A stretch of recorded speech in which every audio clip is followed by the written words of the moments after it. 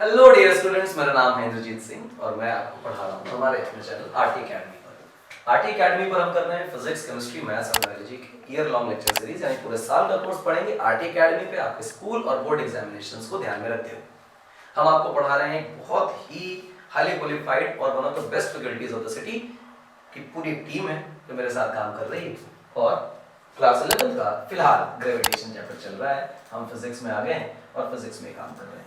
आज topic gravitational potential energy और escape energy, escape velocity को आपको डिलीवर करने का ये एजेंडा है आज का। एक कॉन्सेप्ट पिछले लेक्चर का जो मैंने जानबूझकर छोड़ा था, मैंने स्लाइड आपको दिखाई थी कि effect of rotation of earth on gravity, ये हिस्सा मैंने कहा था लेक्चर लंबा हो गया है, इसलिए अगले लेक्चर में इसको ले लेंगे।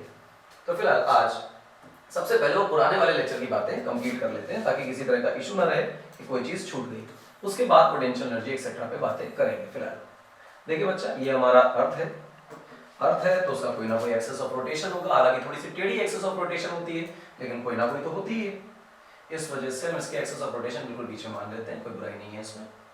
ये एक्सेस ऑफ रोटेशन है अर्थ की, इस तरह से। और अर्थ जो है वो टिंग टिंग घूम रही है ऐसे, और अर्थ के घूमने का कोई ना कोई एंगुलर वेलोसिटी है ओमेगा, और समय के साथ ये वेलोसिटी बदल नहीं रही है। हमारा दिन 24 घंटे में ही कंप्लीट होता है, इस वजह से ओमेगा कांस्टेंट है। यहां पर आप पाएंगे अर्थ के दो बराबर टुकड़े तोड़े जा सकते हैं, जैसे ये टुकड़ा। तो ये जो चीज है ये कहलाती है इक्वेटर। ठीक, हम किसी ऐसी लोकेशन पे मान लें कि यहाँ पर खड़े हैं, अर्थ की सरफेस पे यहाँ पर है, तो हमारा कोई ना कोई लोकेशन होगी हमारी अर्थ की। ये जो एंगल है जो हम एक्सिस ऑफ रोटेशन से बना रहे हैं, इसे लैटिट्यूड एंगल बोलते हैं। और इस लैटिट्यूड एंगल के अलावा जो इसका कॉम्प्लीमेंट्री एंगल है जो हम इक्वेटर से नाप रहे हैं, इसे को लैटिट्यूड एंगल बोलते हैं। लैम्डा इज कॉल्ड एज को लैटिट्यूड एंगल। हम अर्थ पर रोटेशन भी कर रहे हैं अर्थ के साथ, और क्योंकि अर्थ घूम रही है तो आपको ऐसा महसूस हो रहा होगा कि हम इस किसी प्लेन में, ऐसे किसी प्लेन में घूम रहे हैं।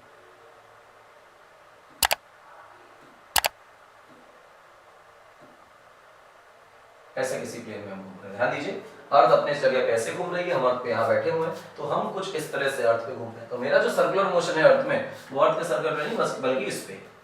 अर्थ की जो रेडियस है उसे अगर हम देखें तो हम आर ई लिख सकते हैं। ध्यान दीजिएगा, गौर से ध्यान दीजिएगा, अच्छे कॉन्सेप्ट से।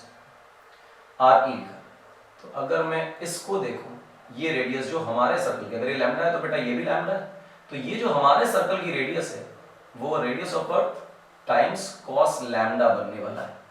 बात तो बिल्कुल सही है। आप इस बात को अच्छी तरह जानते हैं कि toward the centre of earth हम पर ग्रेविटी काम कर रही है, ग्रेविटेशनल फोर्स काम कर रही है, ग्रेविटेशनल फील्ड काम कर रही है। ये रियल फोर्स है जो अर्थ हम पर लगा रही है, तो हम इसको mg लिख देते हैं। और आपको एक और बात मालूम है कि sir, away from the centre of the circular motion, जो अर्थ का सेंटर है उससे नहीं, बल्कि जो सर्कल हो रहा है उस सर्कल की वजह से हम पे अवे फ्रॉम द सेंटर, बाहर की तरफ, इधर बाहर नहीं, सर्कल के बाहर की तरफ एक सेंट्रीफ्यूगल फोर्स लगेगा, जिसको हम बोलेंगे m r ओमेगा स्क्वायर।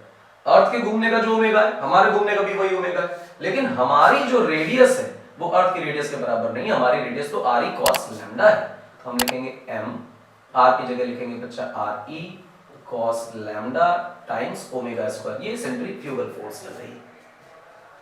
इस सेंट्रीफ्यूगल फोर्स का बच्चा एक कंपोनेंट बनाना चाहिए हमें, और वो बनाना चाहिए away from the centre of earth, इस तरह से। आप देखें, ये अगर लैम्डा है तो करस्पॉन्डिंग एंगल के हिसाब से ये भी लैम्डा। इसका अगर इधर ले जाएं तो कॉस कंपोनेंट जाएगा, तो हम कहेंगे m r e cos lambda omega square into again cos lambda. ये रहा। अब mg हम एक्सपीरियंस कर रहे थे, पर क्योंकि सेंट्रीफ्यूगल फोर्स का एक कंपोनेंट हमें away from the centre of earth भी खींच रहा है, तो उतनी इफेक्टिव ग्रेविटी हम एक्सपीरियंस नहीं करेंगे जितनी बिना रोटेशन के करते हैं। तो इस रोटेशन की वजह से जो सेंट्रीफ्यूगल फोर्स का एक कंपोनेंट रेडियली आउटवर्ड, अर्थ के रेडियली आउटवर्ड आ गया, उसकी वजह से हम पर लगने वाली इफेक्टिव ग्रेविटी कम हो गई। जी उतना ही है, लेकिन जो हम एक्सपीरियंस कर रहे हैं वो उसकी वजह से कम हो गया। तो अगर मैं कहूं कि क्या मेरा एफ नेट है, तुम कहोगे एफ नेट का मतलब जो हमारा वेट है, वेट का मतलब mg प्राइम। mg प्राइम, ये g प्राइम क्या है? g प्राइम का मतलब इफेक्टिव ग्रेविटी। इफेक्टिव ग्रेविटी क्या है? बाकी सारे जितने भी इफेक्ट्स हैं, जितने भी तरह की चीजें हैं, जितनी फोर्सेस लग रही हैं, उन सबसे मिला जुलाकर क्या इफेक्टिव वेट हमारा है, क्या फोर्स हम एक्सपीरियंस कर पा रहे हैं। एक बात तो clear, real G at surface वाला जो हमारा वेट है, जिससे हम रियल जी बोल रहे थे, माइनस वो m r e omega square, उसके बाद बचा है cos स्क्वायर लैम्डा। अब आप जानते हैं कि मास तो कांस्टेंट ही है, कट जाएगा, तो जो हमारा g प्राइम है बच्चा, वो बचेगा g at surface minus r e omega square cos square lambda. आ गया भैया अपना आंसर, 2 लाइन का। किताबों में बहुत लंबा होता है, अपन 2 लाइन में करते हैं, हो जाता है। गौर से देखिए, या तो अर्थ ना घूम रही होती तो ओमेगा स्क्वायर 0 होता, तो फिर आपको पता चलता है कि जो g रियल वाला है उसके बराबर ही g हो जाता है, और या तो फिर ये cos लैम्डा डिसाइड करेगा कि क्या होने वाला है इसका केस। आओ cos लैम्डा से बातें कर लेते हैं। लैम्डा की वैल्यू बच्चा 0 होने पर, लैम्डा इक्वल टू 0, क्या cos लैम्डा की वैल्यू +1 हो जाएगी? और +1 बताएगा कि cos की जो मैक्सिमम वैल्यू हो सकती है वो +1 हो सकती है। cos की मैक्सिमम वैल्यू +1 का मतलब लैम्डा को 0 करोगे तो तुम यहां पहुंच जाओगे, यहां पहुंचने का मतलब तो यार तुम इक्वेटर पे आ गए। इस वजह से हम कहेंगे कि लैम्डा 0 होने का मतलब हम कहां पर खड़े हैं बेटा? तो आप जवाब देंगे कि हम इक्वेटर पे खड़े हैं। इक्वेटर पे खड़े होने पर cos लैम्डा मैक्सिमम है, तो हम कहेंगे हां cos लैम्डा मैक्सिमम है, मतलब ये जो चीज है ये मैक्सिमम हो गई। किसी संख्या में सबसे बड़ी संख्या को हटाओगे तो लॉजिकली सबसे छोटी संख्या बचेगी, तो g प्राइम की जो वैल्यू होगी वो g minus R E times omega square होगी। पहली बात ये। और दूसरी बात क्या है? दूसरी बात ये है कि ये g की मिनिमम वैल्यू हो जाएगी, तो इक्वेटर पर ग्रेविटी की वैल्यू मिनिमम पाई जा रही है। इसके अलावा अगर हम लैम्डा का स्पेशल केस 90 डिग्री का ले लें तो आपको पता चलेगा कि जो यहां पर cos लैम्डा आ रहा है वो 0 आ रहा है। 90 डिग्री का मतलब हम पोल पर खड़े हैं, आप इसको 90 कर दीजिए तो डायरेक्ट आप पोल की लोकेशन पर पहुंच जाएंगे। तो अगर ये ऐसा हो गया तो g प्राइम की जगह cos लैम्डा 0 हो जाएगा, तो फिर ये g के बराबर बचेगा, यानी जो नॉर्मल केस में ग्रेविटी हम बढ़ा करते हैं उसके बराबर हो जाएगी। यानी पोल पर कोई इफेक्ट रोटेशन का नहीं है। एट पोल्स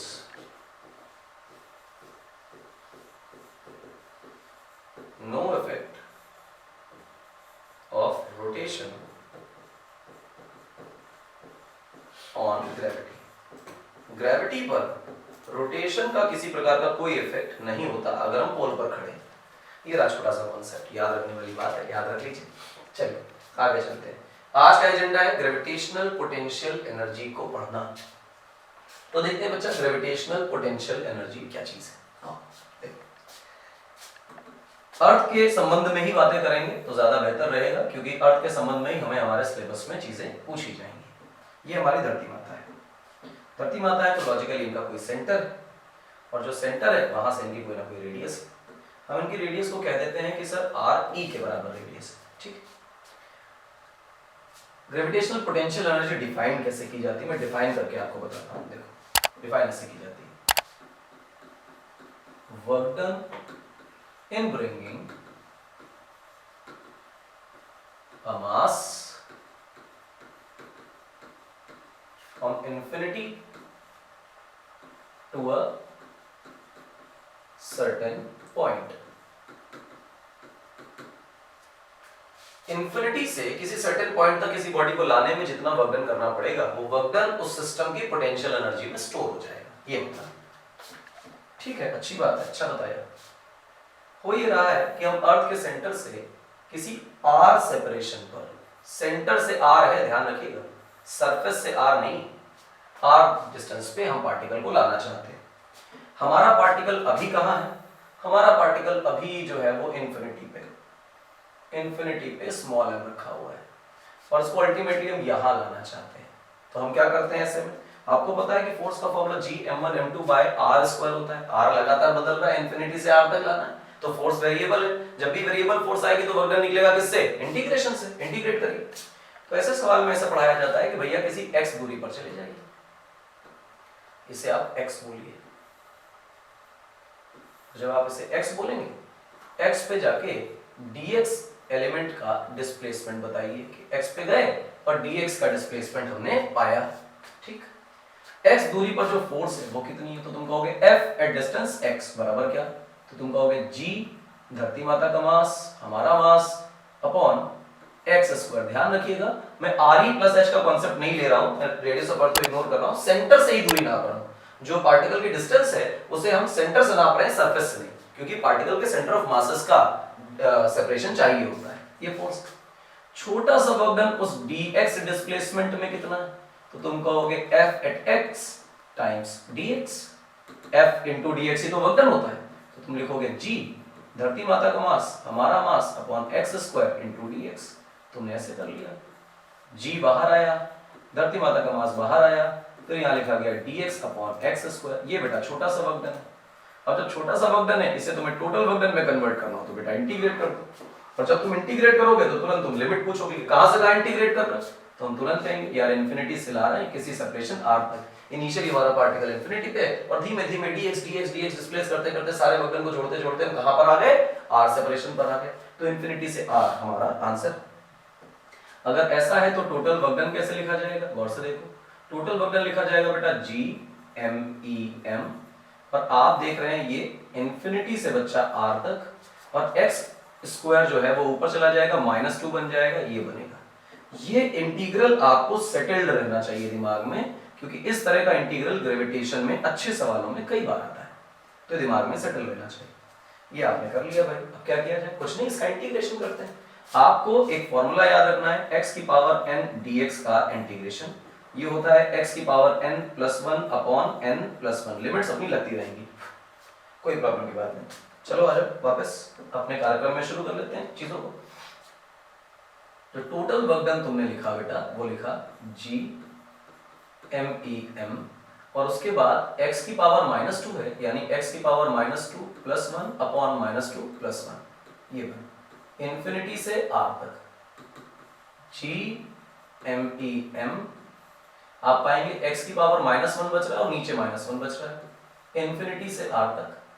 आप एक काम करिए, इस माइनस को बाहर ले आइए, ये लिखा गया Gmem, और ऊपर लिखा गया ये x की पावर -1 तो 1/x, इंफिनिटी से r तक। ये टोटल वर्क डन है, और टोटल वर्क डन जो है वो बनकर आ रहा है -Gmem। ये ऐसे m मत ले लेना वरना मेम पढ़ लोगे उसको। 1/r अपर लिमिट माइनस 1/इंफिनिटी लोअर लिमिट। अरे फॉर्मूला बन गया, तो 1/इंफिनिटी तो 0 होता है, तो जो टोटल वर्क डन है यही हमारी पोटेंशियल एनर्जी में स्टोर हो जाएगा, जो लिखा जाएगा Gmem इंटू 1/r।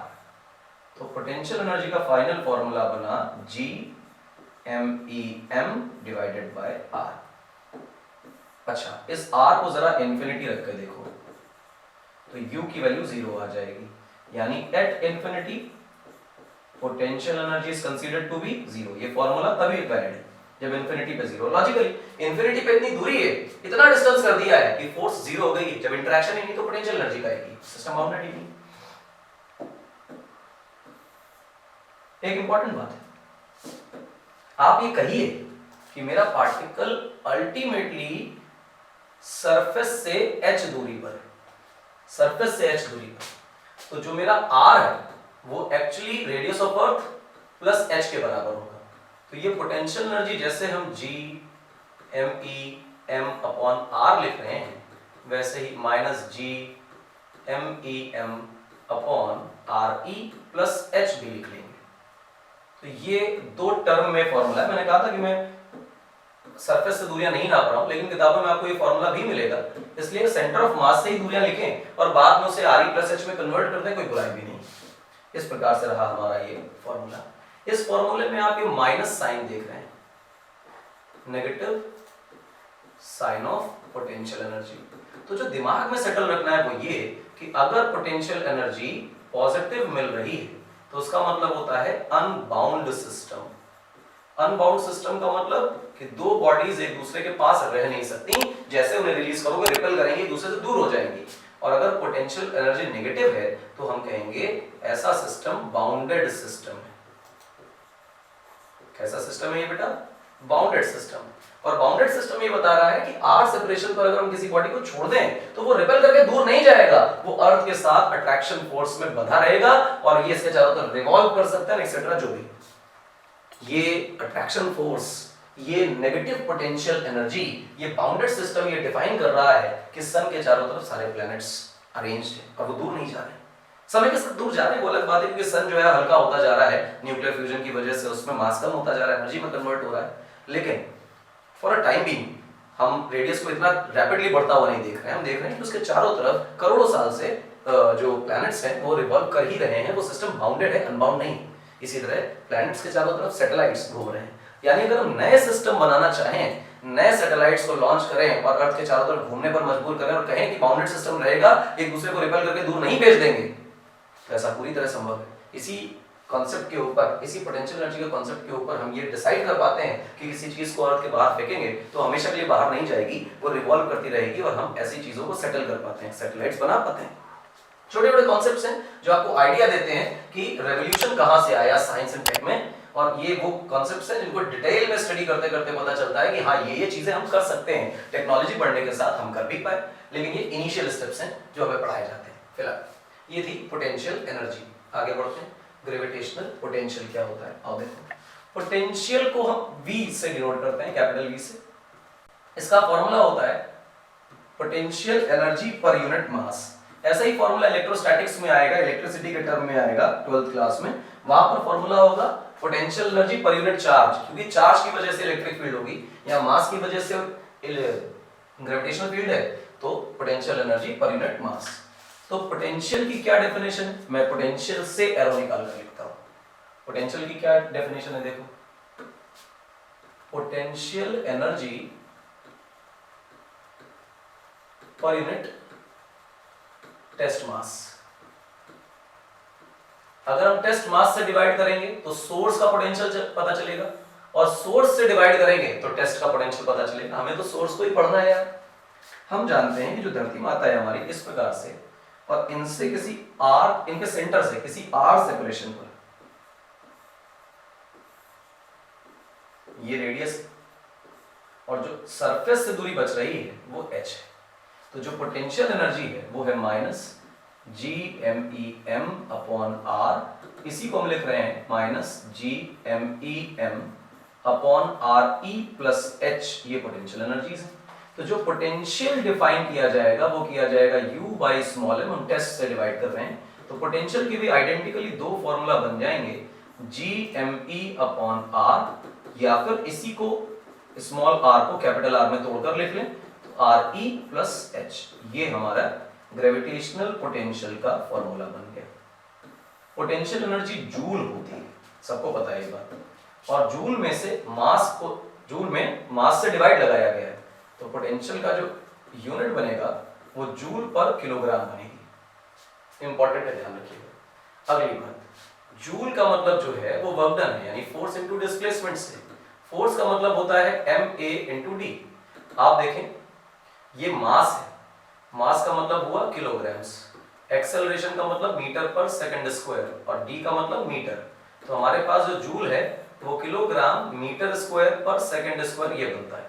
ये जूल की परिभाषा है। और अगर हम पोटेंशियल की यूनिट देखने लग जाए तो जूल अपॉन किलोग्राम है, तो किलोग्राम इनटू मीटर स्क्वायर पर सेकंड स्क्वायर को अगर मैं किलोग्राम से डिवाइड लगाता हूं तो ये कट जाएगा, तो v जो है वो बन जाएगा बेटा मीटर स्क्वायर पर सेकंड स्क्वायर। मीटर स्क्वायर पर सेकंड स्क्वायर का मतलब है कि मीटर पर सेकंड का होल स्क्वायर, यानी वेलोसिटी के स्क्वायर की डायमेंशंस होल्ड करता है। क्या बात, इधर से इनफिनिटी पे जीरो, सरफेस पे मैक्सिमम, इस तरह का। एक चीज आती है एस्केप एनर्जी। क्या है एस्केप एनर्जी? का मतलब है कि कितनी एनर्जी प्रोवाइड करें किसी पार्टिकल को कि वो अर्थ के ग्रेविटेशनल फील्ड से हमेशा के लिए बाहर हो जाए और कभी भी अर्थ पे वापस ना आए या अर्थ से ज्यादा बाउंडेड ना रहे। बाउंडेड ना रहे का मतलब ये है कि किसी पार्टिकल को इतनी काइनेटिक एनर्जी दे दो कि वो अर्थ के साथ अनबाउंड सिस्टम बनाए, बाउंडेड सिस्टम में बनाए। हम लिखेंगे energy required to provide to a body on surface of अर्थ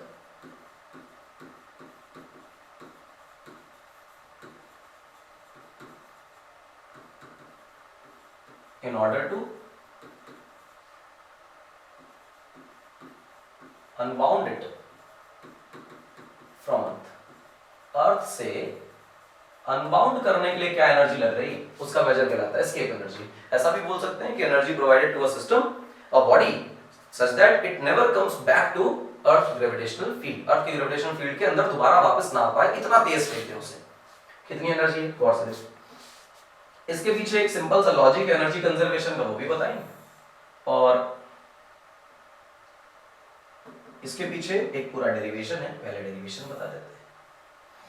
मान लीजिए कि हम अर्थ के सरफेस पर ही खड़े थे और यहां से इसे उठाकर अगर अनबाउंड करना है तो अल्टीमेटली कहां तक पहुंचाना है सर? अल्टीमेटली तो इसे इंफिनिटी पे पहुंचाना है ताकि सिस्टम अनबाउंड हो जाए। हम इसे RE नाम दे रहे हैं। कहां कहां ले जाएं इसे? सब जानते हैं कि सिस्टम को किसी x दूरी पर ले जाते हैं और x दूरी पर ले जाकर इसे dx डिस्प्लेस कर देते हैं। तो हमने dx डिस्प्लेस कर दिया। वर्क डन लिखा कि छोटा सा वर्क डन ये करने में कितनी एनर्जी लगी, तो हमने कहा F डॉट dx। x दूरी पर फोर्स कितनी, तो तुम कहोगे Gme/m into x square dx। तुम कहोगे टोटल वर्क डन क्या है, तो हम कहेंगे Gme/m कॉमन ले लो, dx अपॉन एक्स स्क्वायर का बेटा इंटीग्रेशन कर दो। अब कहोगे Gme/m और इंटीग्रेशन के अंदर आएगा बेटा हमारा x की पावर -2 dx। झगड़ा इस बात का कि सर लिमिट कहां लगाई जाए। हम कहां खड़े थे? अर्थ की सरफेस पे, और कहां चले गए? इंफिनिटी पे। अरे वाह, हमने कहा Gme/m और फिर इसका इंटीग्रेशन अभी हम लोगों ने निकाला था, वो तो -1/x होता है। बात तो बिल्कुल सही है। अच्छा सा, अब कहां से कहां ले जा रहे हैं? RE से इंफिनिटी। लिमिट डाल दीजिए अंदर ही, Gme/m और फिर ये आ रहा है 1/इंफिनिटी माइनस का माइनस माइनस प्लस 1/RE। एक तो बच्चा इस फॉर्मूले का ही माइनस है और दूसरा माइनस जो है ये यहाँ पे माइनस लगा हुआ है। एक अपर लिमिट माइनस लोअर लिमिट का माइनस है, तो ये माइनस और लोअर लिमिट को जो माइनस कर रहे हैं वो मिल गया प्लस। अच्छा, ये पहला वाला टर्म तो जीरो बन जाएगा 1/इंफिनिटी। तो जो वर्क डन है वो बन जाएगा Gme/m अपॉन 1 ये RE। तो जो वर्क डन है या जिसको काइनेटिक एनर्जी, जिसको एस्केप एनर्जी बोला जा रहा है, वो कितनी हो गई? एस्केप एनर्जी की वैल्यू हो गई Gme/m अपॉन RE। अगर RE डाल रहे हैं यानी अर्थ की सरफेस की रेडियस डाल, मतलब अर्थ की रेडियस डाल रहे हैं, तो ये अज्यूम कर रहे हैं कि हमने सरफेस से फेंका है। इसकी जगह जनरल R लगा लेते तो हम ये कहते हैं कि हमने किसी R से प्रोजेक्ट किया है। तो रेडियस की जगह पे जो भी वैल्यू डालते जाएंगे हम ये बताते जाएंगे कि उस पोजीशन से इंफिनिटी तक फेंकने के लिए कितनी एनर्जी लगेगी। पर आपको इतनी बात क्लियर हो गई कि यार यही पोटेंशियल एनर्जी तो अर्थ के सरफेस पर नेगेटिव में होती थी। अगर आप पीछे आ जाओ तो पीछे भी आपने देखा कि पोटेंशियल एनर्जी का फॉर्मूला ये है। अगर कह दो एट सरफेस की बात कर लो, अर्थ की सरफेस पे आ जाएगी। अर्थ की सरफेस पर आते ही h की वैल्यू 0 हो जाएगी। हम अर्थ की सरफेस पर आ चुके होंगे, तो पोटेंशियल एनर्जी का फॉर्मूला बनेगा Gme/m अपॉन RE। अरे यार यही तो एस्केप एनर्जी है, थोड़ा अंतर है। देखो गौर से, यहाँ पर एनर्जी निगेटिव है और एस्केप एनर्जी पॉजिटिव है। हो इसका मतलब ये हुआ कि मेरे पास पहले उतनी ही निगेटिव एनर्जी थी, फिर मुझे उतनी ही पॉजिटिव एनर्जी दे दी गई, तो मिला के मेरी एनर्जी कितनी हो गई? 0। और जब किसी पार्टिकल की टोटल एनर्जी हो जाएगी 0, मतलब निगेटिव नहीं रहेगी। निगेटिव ना रहने का मतलब वो बन गया अनबाउंड। मिनिमम इतनी एनर्जी दी जाएगी तो सिस्टम अनबाउंड हो जाएगा। इससे ज्यादा दे दोगे तो अनबाउंड होने के बाद दौड़ता रहेगा काइनेटिक एनर्जी के साथ, पर इससे कम एनर्जी पर कभी भी अनबाउंड नहीं हो पाएगा। तो जो अर्थ की सरफेस पर जितनी पोटेंशियल एनर्जी नेगेटिव में है उतनी ही पोटेंशियल एनर्जी अगर दे दी जाए तो वो लॉजिकली अनबाउंड हो जाएगा। तो फिर हम इसको दूसरे तरीके से लिखते हैं, बिना किसी डेरिवेशन के डायरेक्ट लिखते हैं। देखो कैसे, to make an unbound system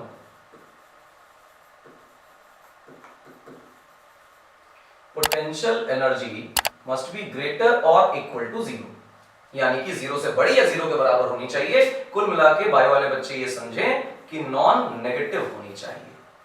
math वाले तो समझिए, नॉन नेगेटिव का मतलब जीरो, जीरो से बड़ी चलेगा। तो क्या करें, कुछ नहीं, पोटेंशियल एनर्जी को लिख लो जीरो, और हमारे अर्थ पे पोटेंशियल एनर्जी क्या थी, minus G M E M upon R E, ये सरफेस पे अर्थ की एनर्जी थी, और इसमें हमने कोई ना कोई काइनेटिक एनर्जी प्रोवाइड कर दी, और दोनों मिला के क्या हो गई, जीरो या जीरो से बड़ी, इसको इधर उठा के भेज दिया। तो काइनेटिक एनर्जी जो है वो मिनिमम केस में G M E M upon R E के बराबर आ गई। किसी डेरिवेशन की जरूरत नहीं है, एनर्जी कंजर्वेशन का सिंपल कॉन्सेप्ट लगाइए, ये स्टेटमेंट लिखिए, पूरे मार्क्स मिलेंगे, टीचर खुश हो जाएगा कि यार लॉजिक लगा लिया बच्चे ने। ये एस्केप एनर्जी कहलाती है। चलो एस्केप वेलोसिटी बताते हैं क्या है। अब एस्केप एनर्जी मतलब तुमने कोई काइनेटिक एनर्जी दी, किसी पार्टिकल को फेंका, प्रोजेक्ट किया, तो प्रोजेक्ट करोगे तो लॉजिकली कोई ना कोई वेलोसिटी तो उसे देनी पड़ेगी ना, तभी तो काइनेटिक एनर्जी आएगी। कितनी वेलोसिटी देने पर वो हमेशा ग्रेविटेशन फील्ड से बाहर चला जाएगा, एस्केप हो जाएगा, अनबाउंड हो जाएगा अर्थ से, वो क्या वेलोसिटी है उसके बारे में बताइए। तो वो एस्केप एनर्जी से ही निकल आएगा।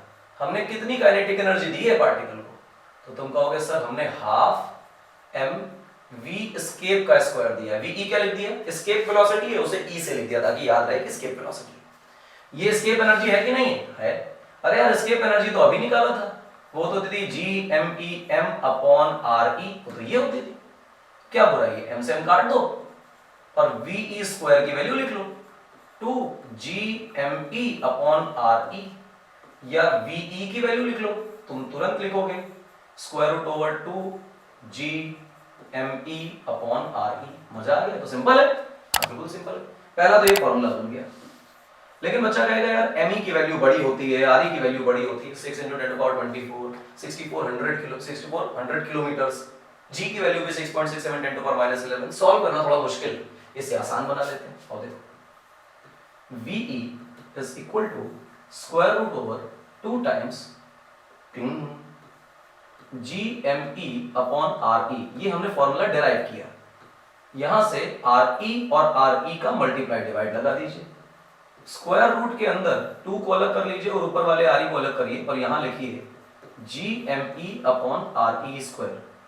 हर समझदार बच्चा जो कंटिन्यूअसली चैनल को फॉलो कर रहा है और लेक्चर देख रहा है उसे पता है कि ये वैल्यू स्मॉल जी की है। GME upon RE square small g की वैल्यू होती है। अरे बात लास्ट लेक्चर में किया था हम लोगों ने, जी हाँ। तो ये फॉर्मूला क्या बन गया, ये बन गया 2G into RE। अरे ये तो आसान हो गया, जी की वैल्यू तो छोटी होती है, हमें याद है। जी की वैल्यू अगर 10 लेने के लिए कोई बोल दे तो जिंदगी खुशहाल, ये 20 बन गया। 9.8 भी बोले तो क्या ही बुराई है, 19.6 बन गया। RE की वैल्यू डालो, स्क्वायर रूट लगाओ, एस्केप वेलोसिटी निकालो। अब जब ये एस्केप वेलोसिटी तुम सॉल्व करोगे ना बेटा, तो ये वैल्यू अप्रोक्सीमेटली 11.2 किलोमीटर्स पर सेकंड, पर आवर नहीं, ध्यान से देखना, पर आवर नहीं है, पर सेकंड। 11.2 किलोमीटर्स पर सेकंड की स्पीड निकल कर आती है। 11.2 किलोमीटर्स पर सेकंड की स्पीड अगर हम अर्थ की सरफेस पे किसी को देते हैं 11 किलोमीटर एक सेकंड में, बहुत ज्यादा बड़ी रफ्तार है, इतनी आसानी से नहीं मिलती। लेकिन अगर दे दें तो फिर वो इतना दूर निकल जाएगा कि कभी भी अर्थ की सरफेस पे वापस नहीं आएगा। पहली बात तो ये। हाँ, ये इसमें बड़ा झोल है। झोल क्या है वो बताते हैं। अर्थ की सरफेस से कितने एंगल पर प्रोजेक्ट कर रहे हैं, ईयर के किस टाइम पर प्रोजेक्ट कर रहे हैं, अर्थ के किस लोकेशन से प्रोजेक्ट कर रहे हैं, ये सारी चीजें ये डिफाइन करती हैं कि ये 11.2 किलोमीटर पर सेकंड से वैल्यू फ्लक्चुएट कर सकती है, ऊपर नीचे जा सकती है। तो आप ऐसा स्टिक मत करें कि 11.2 किलोमीटर पर सेकंड ही है, ऐसा कुछ नहीं, क्योंकि जी की वैल्यू तो अलग अलग जगह पे अलग अलग है यार, 9.8 थोड़ी चल रही। अच्छा, तो इसका मतलब ये कि वो स्टैटिक वैल्यू है जो हम लोग बिना किसी रियल केसेस को लिए अप्रोक्सीमेटेड वैल्यूज के साथ, या जो हम लोग एवरेज वैल्यूज पढ़ते हैं उनके साथ निकाली गई है। रियल डेटा वेरी करता है, लोकेशन टू लोकेशन, किस एंगल पर प्रोजेक्ट कर रहे हैं, अर्थ के किस लोकेशन पर प्रोजेक्ट कर रहे हैं, ईयर के किस टाइम पर प्रोजेक्ट कर रहे हैं, ये सारी बातें डिसाइड करती हैं कि इससे थोड़ा कम या थोड़ा ज्यादा वेलोसिटी चाहिए होगी। फिलहाल ये रही आपकी एस्केप वेलोसिटी। जितना आज मैंने आपको ज्ञान दिया है ये सारा आपके बोर्ड एग्जामिनेशंस के लिए बहुत इंपॉर्टेंट है। इसे आप याद कर लीजिए, रचा बसा लीजिए दिमाग में, काम हो जाएगा। फिलहाल आगे बढ़े। अरे आगे बढ़ने का समय खत्म होता है, समय समाप्ति की घोषणा। आज का लेक्चर खत्म होता है। 3 सेक्शंस हैं इस चैप्टर के। पहला वो ग्रेविटेशनल फील्ड वाला जो हमने खत्म किया। ये दूसरा जिसको हम कहते हैं gravitational potential energy, gravitational potential, escape energy, escape velocity, वो आज खत्म किया। अगला जो सेगमेंट होगा वो होगा प्रोजेक्टाइल का, कि एक प्रोजेक्टाइल को इतनी स्पीड से फेंका गया, कितनी ऊपर जा सकता है। वहां पे काइनेमेटिक्स के नहीं लगेंगे, कॉन्सेप्ट्स अलग लगेंगे, यहाँ के लगेंगे, तो वो देखिए। इसके अलावा हम लोग कर रहे होंगे सैटेलाइट की बातें। प्रोजेक्टाइल पढ़ेंगे, प्रोजेक्टाइल में फिर सैटेलाइट सेट करेंगे कि अर्थ की किसी ऑर्बिट में सैटेलाइट कैसे सेट किया जाता है, कितनी दूरी पर क्या वेलोसिटी होती है, जियो स्टेशनरी सैटेलाइट्स क्या होते हैं, ये सैटेलाइट का सेगमेंट। और सैटेलाइट के सेगमेंट के बाद 3 केपलर के लॉज जो बहुत विशेष तौर पर हमारे स्कूल में पूछे जाते हैं, वो उसी एक लेक्चर में कहीं हम सेट कर लेंगे, लास्ट में कर लेंगे एक इंडिविजुअल लेक्चर की तरह। तो 2 कॉन्सेप्ट्स हम कर चुके हैं, 2 पार्ट्स हम कर चुके हैं। अगला जो पार्ट है वो प्रोजेक्टाइल और सैटेलाइट सेटल करने का है, या सैटेलाइट को अर्थ की किसी ऑर्बिट में फिट करने का है। तो अगला जो थर्ड सेगमेंट है ग्रेविटेशन का, वो हम अगले लेक्चर से कर रहे हैं, इसलिए आज लेक्चर खत्म करते हैं। हमें फॉलो करते रहिए ग्रेविटेशन की शानदार लेक्चर सीरीज के लिए। अगर आप इसे फॉलो करेंगे ग्रेविटेशन का कोई कॉन्सेप्ट नहीं बचेगा। मेरा नाम इंद्रजीत सिंह, आपको पढ़ा रहा हूँ आरटी एकेडमी पे। पढ़ते रहिए, जी जान से मेहनत करते रहिए। मिलेंगे अगले लेक्चर में सैटेलाइट के साथ। Till then thank you.